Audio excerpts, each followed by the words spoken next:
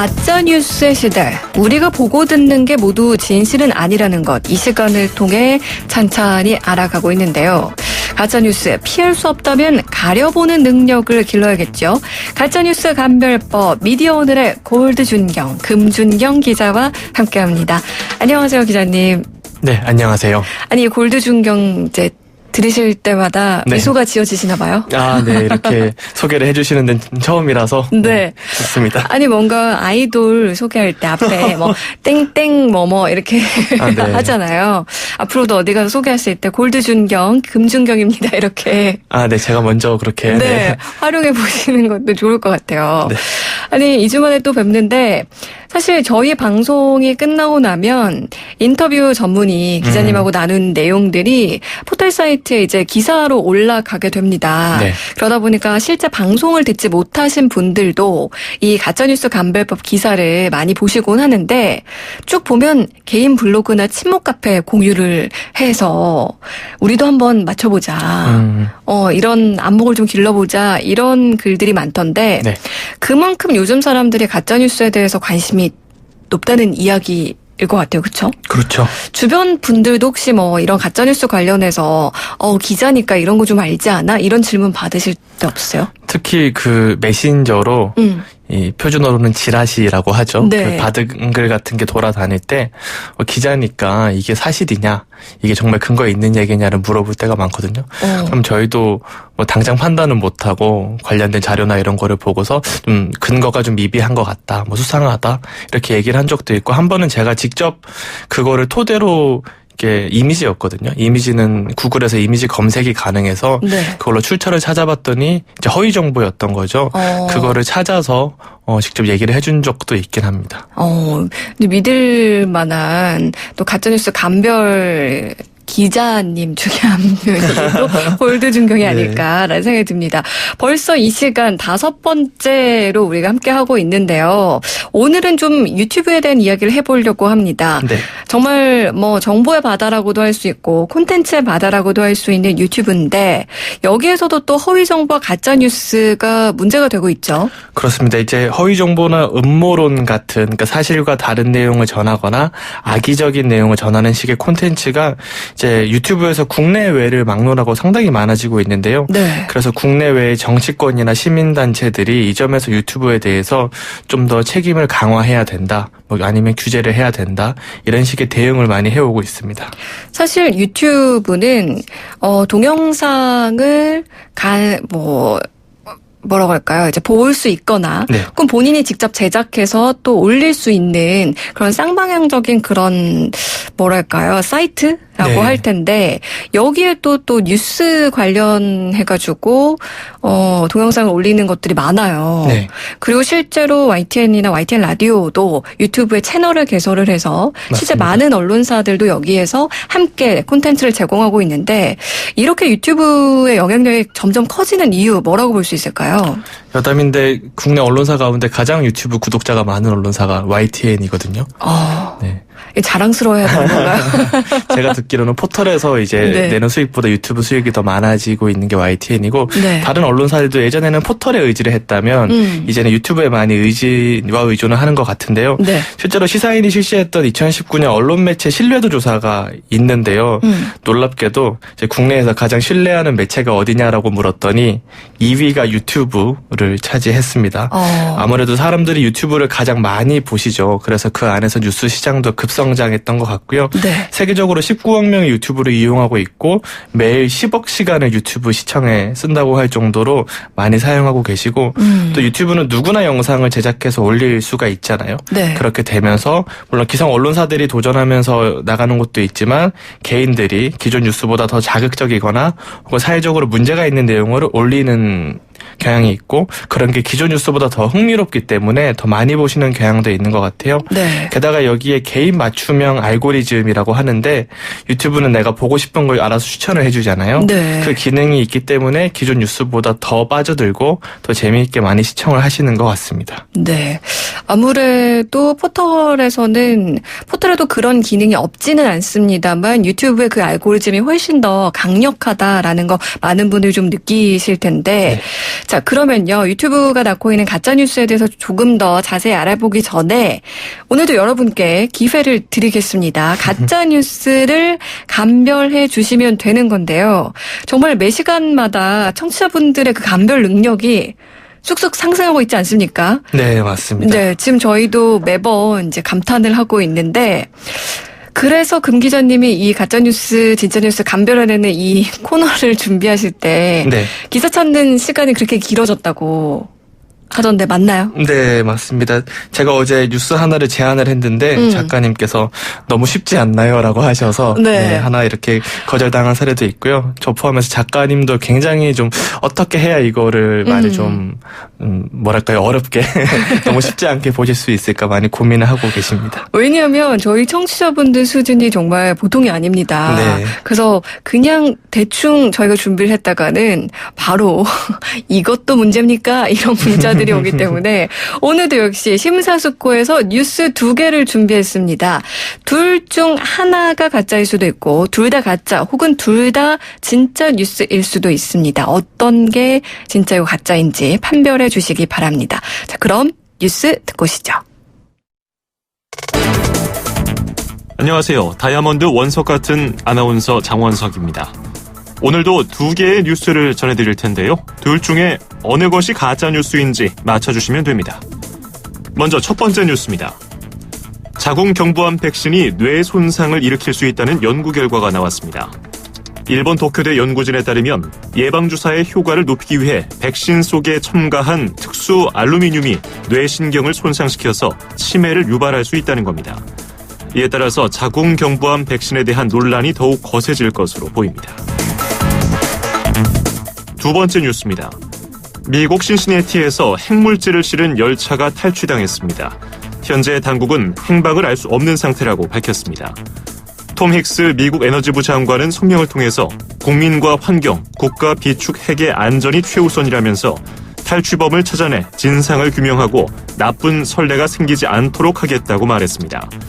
탈취당한 핵물질은 시시내티 대학 원자력 연구팀 트라이앵글 파크 연구소의 것으로 나타났습니다. 자, 이 2가지 뉴스 중 어떤 것이 가짜일까요? 여러분이 직접 감별해 주시죠. 지금까지 진짜 아나운서 장원석이었습니다. 네, YTN 라디오의 꿀성대 뉴스 오빠 장원석 아나운서가 수고해 주셨습니다. 저희가 매번 얘기하지만 이 장원석 아나운서가 뉴스를 읽어주면 가짜도 진짜처럼 들리는 듯한 네. 그런 신뢰도가 있는 목소리란 말이에요. 그럼에도 오늘 이 감별하실 뉴스들 소개. 첫 번째는 자궁경부암 백신 부작용 논란이었고 두 번째는 미국에서 핵물질을 실은 열차가 탈취당했다라는 기사였는데 어떤 게 가짜인지 둘 다 가짜 혹은 둘 다 진짜일 수도 있고요. 둘 중 하나만 가짜 뉴스일 수도 있습니다. 여러분들이 매섭게 감별하셔서 문자 보내주시면 됩니다. 샵 0945 우물정 연구사 5번으로 보내주시면 되고요. 짧은 문자 50원, 긴 문자 사진 100원의 정보 이용료 부과됩니다. 또 모바일 어플 예스앱 채팅창 유튜브 보이는 라디오 댓글로는 무료로 참여하실 수 있습니다. 오늘도 정답자 가운데 선물 또 추첨 통해서 보내드릴게요.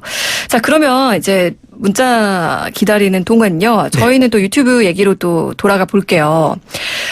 유튜브 최고 경영자죠. 수전워치 측회가 물적, 인적 자원을 모두 쏟아부어서 우리는 문제 콘텐츠 선별에 집중하고 있다.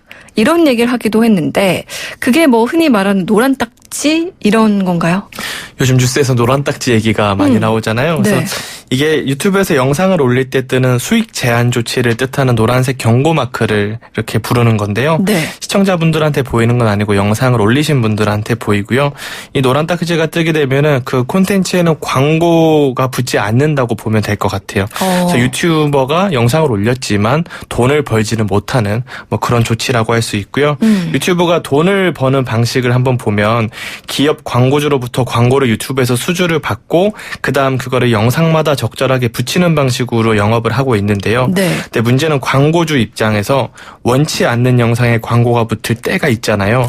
실제로 미국에서는 테러를 선동하는 그 테러 단체가 만든 콘텐츠에 미국 대기업 광고가 붙어서 광고주들이 유튜브 광고를 거부하는 사태가 벌어지기도 했었고요.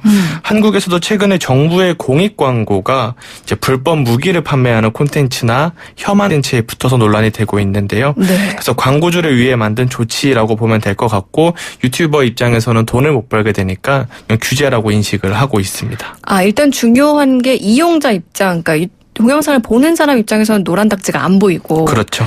그러니까 동영상을 제작해서 올린 사람한테만 이게 수익 창출이 되는지 안 되는지가 노란 딱지를 통해서 보인다는 건데요. 이 노란 딱지를 붙이는 기준, 일단 아까 말씀하신 것처럼 뭐 테러 선동이라던가 아니면 무슨 불법 무기 판매 이런 거는 바로 이제 확실히 이해가 가긴 하는데 그 기준을 좀 한번 살펴볼까요? 네, 노란 딱지가 총 11가지 기준이 있는데요. 그 중에서 대표적인 게 부적절한 언어, 폭력, 성인용 콘텐츠, 논란의 소지가 있는 문제 및 민감한 사건 등 11가지 기준으로 구성이 돼 있고 네. 사실 허위 정보에 대해서 따로 판별하는 방식의 조치가 있지는 않고요. 근데 대부분의 우리가 가짜 뉴스라고 부르는 그런 허위 정보들이 주로 논란의 소지가 있는 사건, 민감한 사건, 폭력이나 증오 콘텐츠와 결부된 경우가 많기 때문에 연관성이 있어서 사람들이 허위 정보 규제라고 인식을 많이 하는 경향이 있고요. 네. 또 정치권에서는 이게 좀 외압이다라고 주장을 하기도 하시는 게 기준이 좀 모호한 면이 있거든요.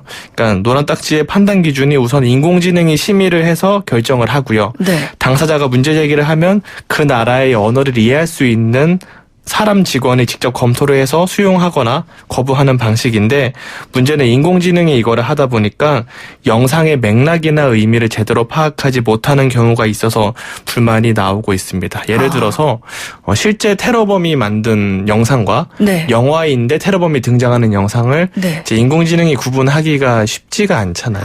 뭐 그런 면에서 사실 인공지능이 갖는 한계가 아직까지는 좀 있는 것 같아요. 아무래도 AI는 또 기계적 판단을 우선하다 보니까 그런 것 같은데 저는 또 솔깃했던 게 일단 노란 딱지 자체가 가짜 뉴스를 판별하기 위해서 만들어진 건 아니라는 게 이게 또 우리가 하나 알아둬야 될 것 같다라는 생각도 들고요. 유튜브를 보다 보면 추천 동영상이 이제 알고리즘에 의해서 동영상들이 뜨는 거잖아요. 네. 근데 거기 보면은 꼭 약간 추천하는 영상의 맥락과 조금은 상관없는 동떨어진 것 같지만 자극적인 영상들이 중간중간 이렇게 뜨거든요. 네. 그 이유는 뭘까요? 유튜브가 사실 성공할 수 있는 이유 중에 하나가 이제 시청한 영상을 바탕으로 내가 좋아할 만한 영상을 자동으로 추천해주는 기능이 상당히 발전이 되어 있는데요. 네. 그러니까 유튜브가 이런 기능을 왜 도입했는지 한번 생각을 해보시면 좋을 것 같아요. 그러니까 체류 시간, 사람들이 유튜브에 머무는 시간을 오래 하기 위해서 이런 시스템을 도입을 한 건데요. 네. 사람들이 유튜브에 더 오래 머물면 광고를 더 많이 보시겠죠. 광고를 더 많이 보시면 유튜브가 그만큼 돈을 더 많이 버는 구조입니다. 그래서 체류 시간을 늘리기 위해서 이 콘텐츠가 믿을 만한 건지 사실인지 아닌지 유해한지 아닌지를 따지지 않고 점점 더 자극적인 걸 보여주면서 사람들에게 추천하는 그런 문제가 있고요. 실제로 제가 방금 말씀드렸던 이 문제는 제 전직 유튜브 엔지니어가 가디언을 통해서 폭로를 하기도 했는데요. 내부에서는 이렇게 체류 시간에 집중하는 알고리즘 시스템에는 문제가 있다라고 지적을 했는데 받아들여지지 않았다라고 지적을 하셨고요. 네. 또 월스트리트 저널에서 한번 이 콘텐츠 추천 기능을 분석을 해보니까 유튜브가 영상을 보면 볼수록 점점 더 자극적인 영상을 단계적으로 추천하는 그렇게 하면서 극단적인 영상까지 추천하는 경향이 있었다라고 분석 결과를 발표하기도 했습니다. 요걸 알고 있는 게 참 중요할 것 같네요. 이 네. 유튜브의 생리를 이해하고 있어야 네. 이제 그 알고리즘이 추천되는 영상들을 본인들이 이제 피하거나 좀 가려보거나 이런 감별 능력이 생길 수 있는 것 같은데 그러면요 대표적인 유튜브 속 가짜 뉴스들 어떤 것들이 좀 있었을까요? 대표적인 게 5.18 민주화 운동과 관련한 내용이 많은 것 같아요. 그러니까 5.18 당시에 북한군이 광주에 내려와서 이제 먼저 계엄군을 향해서 총을 쏴서 이뤄진 사건이다라고 하시거나 5.18 유족들이 공무원으로 무더기 임용이 돼서 다른 수험생들의 취업 기회를 빼앗고 있다. 뭐 이런 이런 내용이 대표적이고요. 아무래도 민주화의 결정적인 계기가 된 사건이기도 했고 또 당시 언론이 통제가 되던 시절이었잖아요. 5.18 당시에는. 그래서 처음부터 이거를 좀 왜곡해서 인지하는 분들이 계셨고 지금도 그런 허위 정보가 많이 퍼지는 것 같습니다. 이 외에도 주로 정치적이거나 사회적으로 논란이 있는 경우에 허위 정보가 많은데요. 네. 문재인 대통령이 치매에 걸렸다는 내용 많이 유포가 됐었고 또 뉴질랜드가 페미니즘을 국가 정책으로 채택한 이후에 나라가 거의 망하기 직전까지 갔다. 뭐 이런 식의 콘텐츠도 수십에서 수백만 조회수까지 나왔는데 대부분 내용이 사실이 아닌 걸로 밝혀졌습니다. 네, 이런 대표적인 사례들은 많은 분들이 그래도 좀 알려지고 네. 알고 계실 텐데 매번 이 시간에 제가 항상 묻는 질문이 이런 가짜뉴스 규제할 방법은 없나요? 인데 네. 사실 뭔가 규제가 없는 건 아니지만 속 시원한 규제 방법이 없다는 게 좀 답답했었단 말이죠. 근데 뭐 물론 규제하는 것 자체도 표현의 자유라는 게 계속 또 걸리면서 따라오는 거긴 한데 네. 유튜브 그러니까 이런 온라인상의 동영상에 대한 규제는 어떤 것들이 있을까요? 우리가 인터넷 방송을 방송이라고 부르지만 사실 이게 비유적인 표현에 가깝죠. 그러니까 실제 방송처럼 방송사가 정부의 허가를 받아서 TV로 송출하는 개념이 아니기 때문에 네. 실제로는 법적으로는 방송이 아니라 인터넷 게시글로 분류가 되고요. 그렇기 때문에 규제가 비교적 느슨할 수밖에 없고요. 사실 이제 유튜브는 인터넷을 통해서 이제 게시글을 올리거나 콘텐츠를 올리는 공간이라는 점에서는 인터넷 일반 콘텐츠와 다르지 않기 때문에 네. 만약에 TV처럼 규제를 한다면 좀 과잉 규제다라는 비판을 받을 수가 있을 것 같고요. 대신에 방송통신심의위원회에서 통신심의를 따로 합니다. 네. 그러니까 인터넷 게시글을 심의하는 이렇게 조치를 취하는 이 역할을 하는데 이 심의를 통해서 이제 불법적인 정보, 뭐 국가보안법 위반이나 불법 무기 같은 정보 혹은 너무 사회적으로 문제가 있는 정보는 유튜브에 삭제를 요청하고 유튜브가 검토를 한 다음에 수용을 하는 방식으로 운용이 되고 있고요. 네. 유럽 같은 경우에는 폭력적이고 선정적인 콘텐츠에 대해서는 특히 아동과 청소년을 보호할 수 있다고 판단을 하고 있기 때문에 관련한 규제 장치가 인터넷에도 좀 강력한 편이고요. 한국에서도 사실 이런 논의가 없는 건 아닌데 문제는 한국은 심의 자체를 이제 정부와 정치권에서 많이 주관을 하고 있어요. 그러다 보니까 심의를 어떻게 하더라도 정치적으로 다소 편향되거나 악용되는 게 역사적으로 많았기 때문에 이런 면에서 좀 조심한 면이 있고 대신에 뭐 폭력이나 선정적인 콘텐츠에 대해서는 좀 더 규제를 강하게 해야 된다. 뭐 이런 논의가 지금 진행이 되고 있습니다. 네. 뭐 유튜브가 말씀하신 것처럼 언론사는 아니니까 네. 이제 콘텐츠에 대해서를 이제 통신 심의를 하는 그런 상황인 건데 자, 여기서 그러면요. 저희가 이제 가짜 뉴스를 감별하는 퀴즈를 내드렸었습니다. 1번이 자궁경부암 백신과 관련한 그런 내용이었고 2번이 미국에서 일어난 핵물질 열차 탈취 사건 기사였는데요. 청취자분들이 문자 정말 많이 보내주셨어요. 네. 일단 2번이 가짜라는 문자가 압도적으로 많았고요. 아, 네. 네, 그리고 1번이 가짜라는 것도 아주 간혹 소수긴 하지만 문자 있었습니다. 그리고 모두 가짜뉴스입니다라고 보내주신, 둘 다 가짜입니다라고 보내주신 분들도 꽤 있었거든요. 그러니까 2번이 가짜라는 게 가장 많았고 그 다음에 둘 다 가짜, 그 다음이 1번이었는데요. 정답 뭘까요? 네, 전반적으로 많이 맞춰주신 것 같은데요. 그러니까 지난주처럼 이번 주에도 모두 사실이 아니었습니다. 그러니까 첫 번째 뉴스는 유튜브에도 돌아다니고 있는 자궁경부암 백신 뇌 손상설인데요. 네. 이게 2016년에 일본 도쿄대에서 이제 이런 연구 결과가 나오면서 이제 문제가 언론에 보도되기도 했었는데, 이 연구가 쥐에게 접종량보다 많은 양을 주사를 했고 또 뇌의 차단벽을 허무는 독소까지 같이 투여를 한 것으로 밝혀져서 이 논문을 게재한 학술지에서도 논문을 취소를 했다고 해요. 네. 그러니까 논문이 나왔던 건 맞지만 이후에 사실이 아닌 걸로 밝혀졌던 사안이고, 그 국제공인기구에서도 방금 말씀드린 것처럼 이제 백신의 안전성을 인정하고 있거든요. 그 백신 접종을 권하고 있기 때문에 이제 사실이 아니다라고 볼 수 있을 것 같습니다. 네. 뭐 이런 거 말고도 유튜브에 의학 관련, 뭐 건강 관련 정보, 가짜 뉴스가 많은데 요런 걸 좀 감별해내는 방법 좀 물론 완벽한 건 없겠습니다만 네. 어떤 것들이 있을까요? 콘텐츠마다 내용이 달라서 이렇게 딱 이렇게 하면 알 수 있습니다라고 보기는 힘든데요. 대체로 효과나 효능을 100% 혹은 90% 이상으로 단정하거나 최고다, 만능이다 이런 식의 표현이 있으면 일단 의심을 해보는 게 좋을 것 같고요.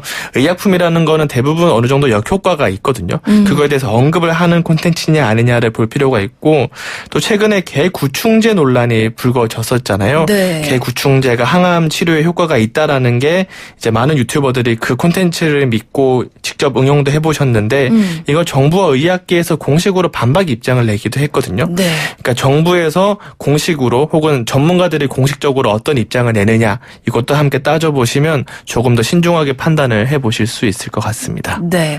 사실 만병통치약이 없다는 건 모두들 아는 내용이긴 한데 네. 어떤 특정 질병으로 고생을 하다 보면 어디에 뭐가 좋다더라 이러면 아무래도 좀 솔깃하고 맹신할 수밖에 없는 그런 게 있으니까 네. 조심해야겠습니다. 사실 두 번째 뉴스는 많은 분들이 이거 그럴 리가 없어요. 이런 문자 많이 보내주셨는데 네. 요거 가짜 뉴스죠. 네, 이 가짜뉴스 같은 경우에는 인공지능이 만들어낸 허위 정보라는 점에서 좀 의미가 있는데요.